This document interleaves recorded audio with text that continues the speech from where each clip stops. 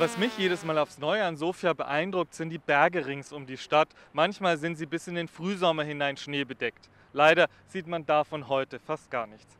Sofia liegt auf 560 Metern Seehöhe, die Berge aber gehen bis auf 2300 Meter hoch hinaus. Und bis Juni ist Sofia quasi der Nabel der EU, denn Bulgarien hat im ersten Halbjahr 2018 den EU-Ratsvorsitz inne. Viele wichtige Sitzungen der EU finden dann hier im Gebäude hinter mir, dem Kulturpalast, statt. Die Außenminister, die Verteidigungsminister und sogar die Regierungschefs der EU treffen sich mindestens einmal in Bulgarien. All das wird inzwischen auch zu Werbezwecken genutzt für das Land und für die jeweilige Regierung. Der Beginn der EU-Ratspräsidentschaft wird offiziell groß inszeniert mit viel Kultur und Kunst.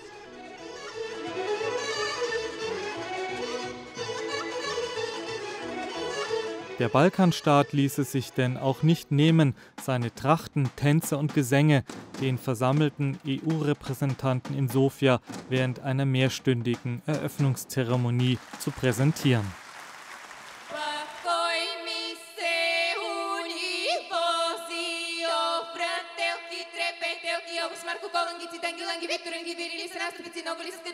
Bulgarien gilt als eines der ärmsten Länder in der EU mit einem durchschnittlichen Monatsverdienst unter 500 € und einer Arbeitslosigkeit von ungefähr 6%.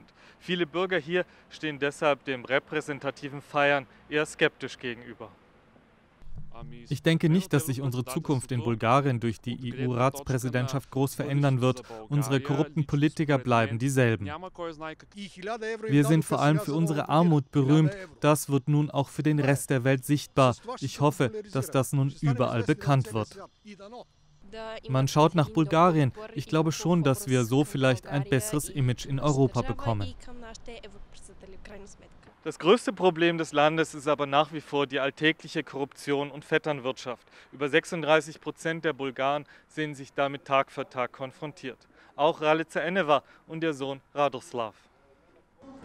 Der tägliche Besuch bei der Physiotherapie, für Ralica Eneva und ihren 7-jährigen Sohn Radoslav jedes Mal auch ein Kampf mit der Korruption. Radoslav wurde mit spinaler Muskelatrophie geboren, einem von den Nerven im Rückenmark verursachten Muskelschwund. Er braucht nicht nur aufwendige Krankengymnastik, sondern auch spezielle Arzneimittel. Doch ob Radoslav sie auch bekommt, hängt oft von einem finanziellen Extra ab, das seine Mutter aufbringen muss. Denn Ärzte und Therapeuten in Bulgarien sind so schlecht bezahlt, dass sie nur mit kleineren und größeren Zuwendungen über die Runden kommen. Wenn man ein Medikament schnell braucht oder eine Therapie viel kostet, dann muss man unter der Hand Geld geben. Das ist eine Folge des schlechten Gesundheitssystems. Wir sind inzwischen so an diese Art von Korruption gewöhnt, dass wir sie in allen Lebensbereichen bewusst einsetzen, denn sonst würde vieles überhaupt nicht funktionieren. Wer medizinisch versorgt werden will wie Radoslav, wer zügige Genehmigungen von Behörden und Ämtern braucht, wer Strafen vermeiden möchte, wer Steuern sparen will, der kann und muss extra zahlen. Auf dem Korruptionsindex von Transparency International liegt Bulgarien denn auch weit hinten. Denn wer gute Geschäfte machen will in Bulgarien, muss Schmiergeld zahlen. Bestimmte Bauprojekte, Rüstungsaufträge oder Steuervergünstigungen kommen immer denselben Unternehmern zugute, beobachten Antikorruptionsexperten. Was wirklich in Bulgarien beunruhigt, ist nicht das Ausmaß der Bestechung. Das ist auch nicht schlimmer als im übrigen Osteuropa. Was aber fehlt, ist ein nachhaltiger und systematischer Ansatz im Kampf gegen diese Art von Problemen. Ralica Eneva und ihr Sohn Radoslav jedenfalls spüren die fehlende Strategie gegen Korruption im Großen, auch im ganz Kleinen. Sie erleben täglich, dass dem Staat Geld für ihre Bedürfnisse fehlt. Auch deshalb hoffen sie, dass mit der EU-Ratspräsidentschaft vielleicht doch noch europäische Standards in Bulgarien Einzug halten.